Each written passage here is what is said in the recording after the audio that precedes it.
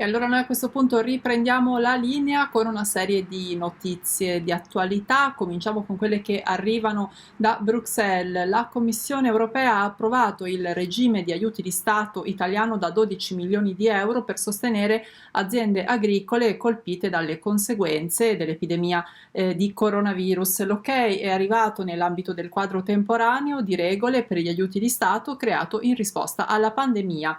Il via libera autorizza l'Italia a erogare aiuti PAC 4 mesi prima della data prevista. Il sostegno assumerà la forma di sovvenzioni dirette e sarà accessibile alle aziende di tutte le dimensioni e ai lavoratori autonomi attivi nel settore agricolo.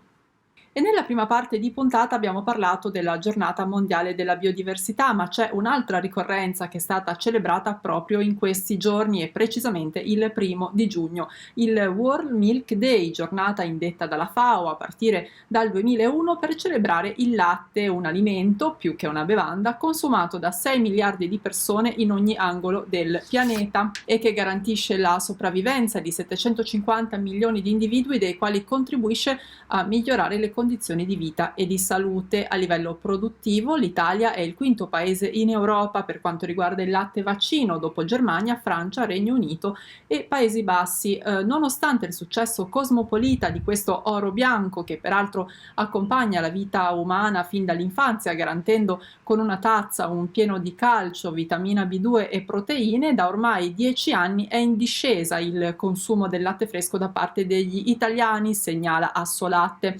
Durante la quarantena gli italiani hanno fatto invece scorta di latte UHT a lunga conservazione, più 3,9%, mentre gli acquisti di latte fresco hanno fatto segnare nel 2020 una flessione dell'1,8% rispetto allo stesso periodo del 2019.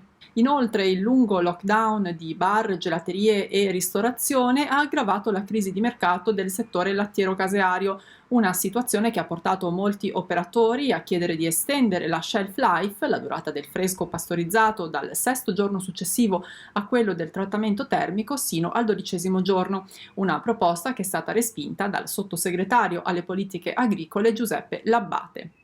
E intanto, in occasione della Giornata Mondiale del Latte, l'International Dairy Federation, la federazione lattiero-casearia internazionale che raggruppa le associazioni nazionali del comparto, ha organizzato per il 1° giugno l'evento virtuale Alza un bicchiere di latte, un brindisi digitale per celebrare un alimento che è anche alla base di alcuni dei prodotti gastronomici per i quali il nostro paese è conosciuto in tutto il mondo.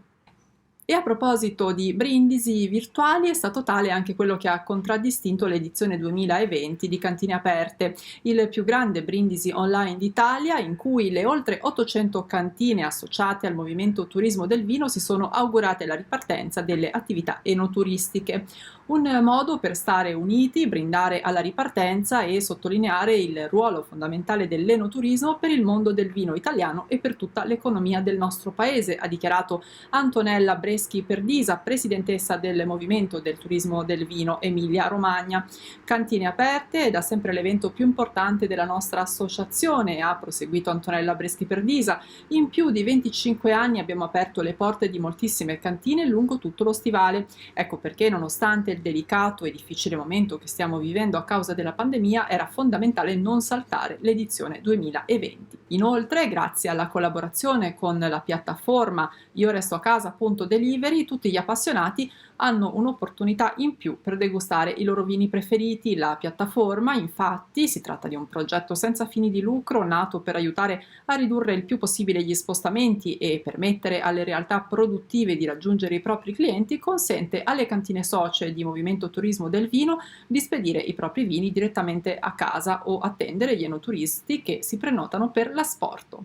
Ma adesso andiamo invece a scoprire insieme a Gabriella Pirazzini quali sono le novità in vista per un altro appuntamento storico, quello con il Baccanale di Imola, l'annuale rassegna dedicata alla cultura del cibo, in programma da sabato 31 ottobre a domenica 22 novembre. Nonostante la pandemia, anzi proprio legato a questo evento tragico, è stato scelto il tema del prossimo Baccanale, #a casa e fuori.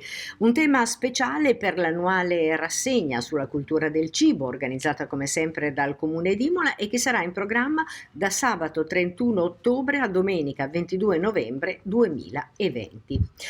La cultura del cibo dunque incontra l'attualità. I terribili mesi appena trascorsi hanno obbligato un pochino tutti noi a cucinare soltanto tra le pareti domestiche, anzi ci si è improvvisati a preparare da soli addirittura pane e focacce col famoso lievito madre. Però la ritrovata libertà, ovviamente con prudenza, fa tornare il desiderio, ma soprattutto la possibilità di pranzare e cenare fuori casa e non solo, insomma, ci sono anche aperitivi, apericena e ricette gourmet.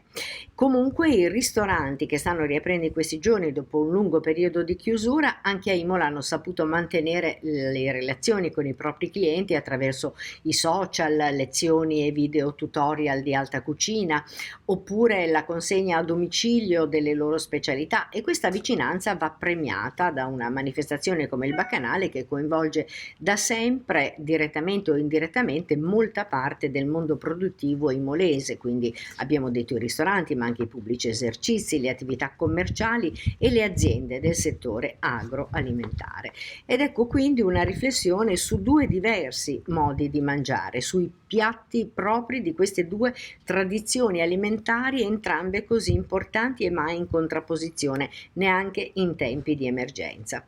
Il Bacchanale 2020, hashtag a casa e fuori, diventa così un doppio omaggio ai ristoranti del circondario imolese che ogni anno nel mese di novembre si mettono in gioco per offrire speciali menù, e Pellegrino Artusi, padre riconosciuto della cucina domestica italiana, tra l'altro nella ricorrenza del bicentenario della nascita.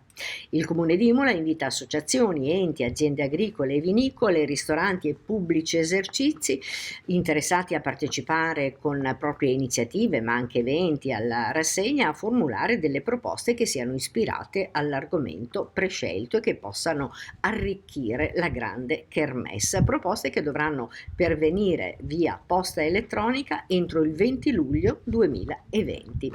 Un'ultima novità: quest'anno la partecipazione dei ristoranti sarà gratuita. E questa è la nostra ultima notizia, si chiude qui la nostra puntata. Che dire, che ci ritroveremo tra 7 giorni, puntuali come sempre. Se volete rivederci, contattarci, farci domande, farci proposte, vedete tutto in sovraimpressione. Grazie per averci seguito.